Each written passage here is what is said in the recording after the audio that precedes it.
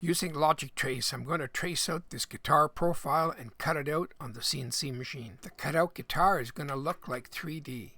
First thing we'll do in Logic Trace is define the four corners.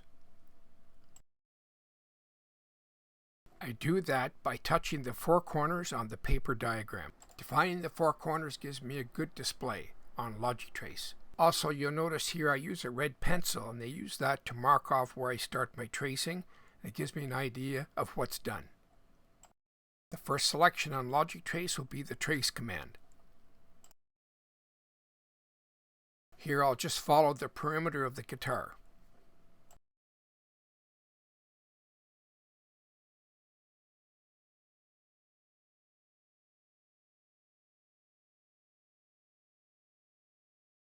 It's here where I use the red pencil to show my starting spot.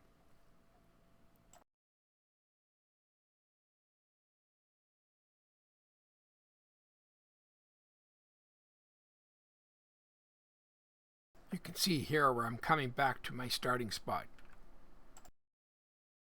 Now I'm going to start tracing some of the internal parts.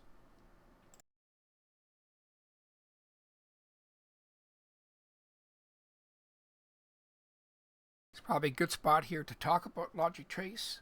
Under the options, you can define the program how you'd like to set it up to suit yourself. Like for instance, I've set up my line width at 0.5 and I've selected it black. I want my diagrams to look like black thread.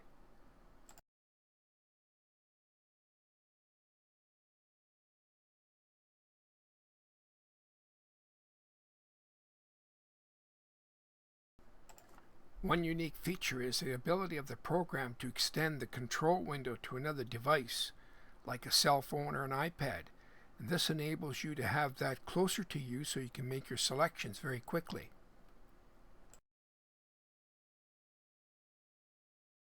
I find Logic Trace easy to use and it's fast, and it has the ability to be saved in different formats like DXF, PolyDXF, SVG, or PDF.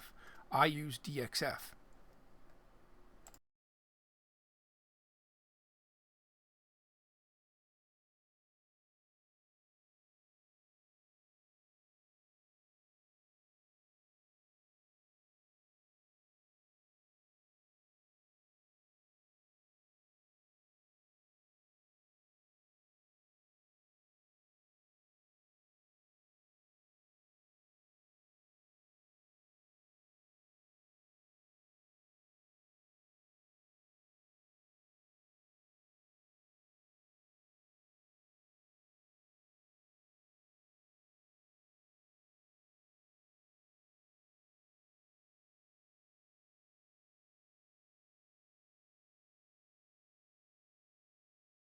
My CNC machine and my CO2 laser, and also the vinyl printer all accept DXF formats.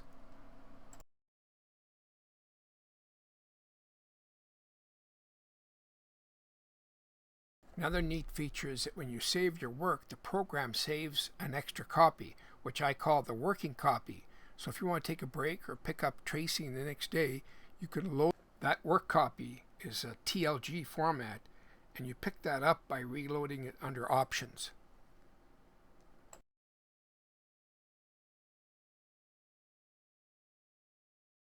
This is going to be an interesting project because I'm taking a 2D diagram. I'm going to cut it out and it's going to look like 3D.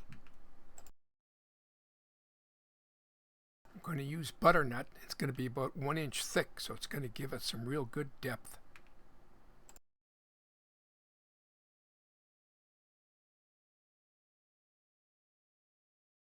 This is easy tracing on Logic Trace.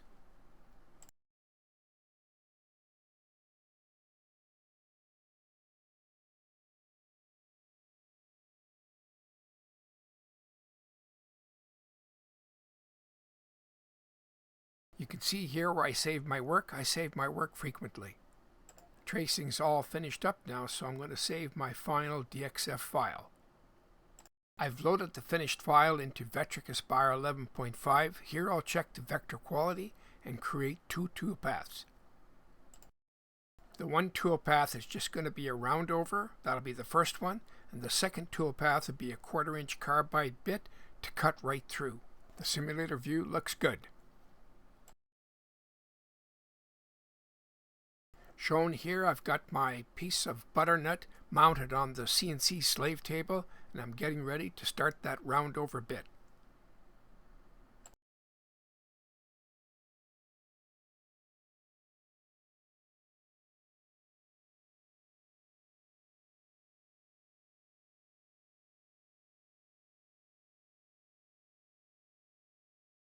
You can also see that I use wood hold downs, and that's just in case the router hits one of the hold downs, it won't do any harm to the bit.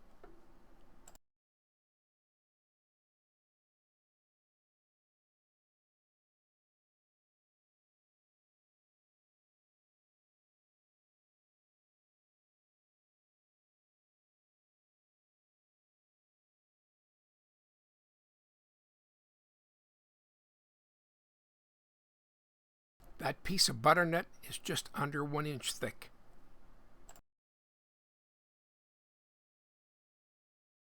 Here I'll be changing the bits. I'll be removing that round over bit, and I'll be installing the 1/4 inch carbide end mill.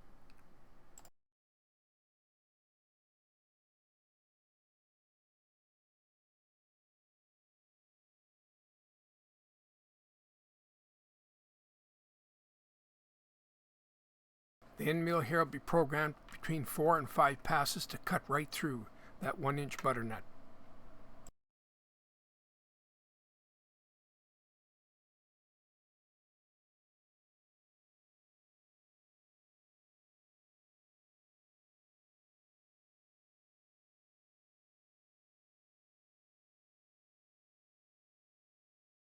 I kept the feed rate kind of low because it's a delicate project. A lot of those parts are very small. I didn't want anything to break off. Mind you, it is 1 inch thick, and that does help. In these videos, I don't use the dust collection system. I just use that hand vacuum so you can see the cut better.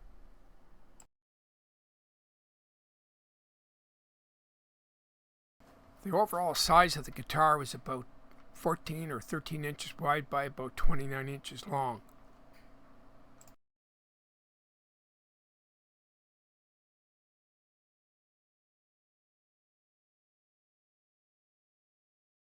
Butternut cuts very smooth. It's kind of like basswood, except it's just a little darker color. I also use small 1 inch nails to hold down some of those parts that get cut right out, because you don't want that part flying out into the cutter.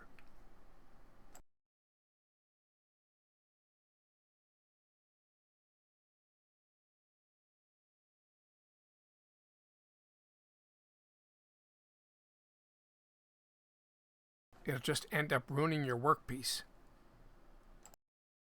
You'll notice the router here jumps up a bit. That's because I programmed tabs along that outer rim.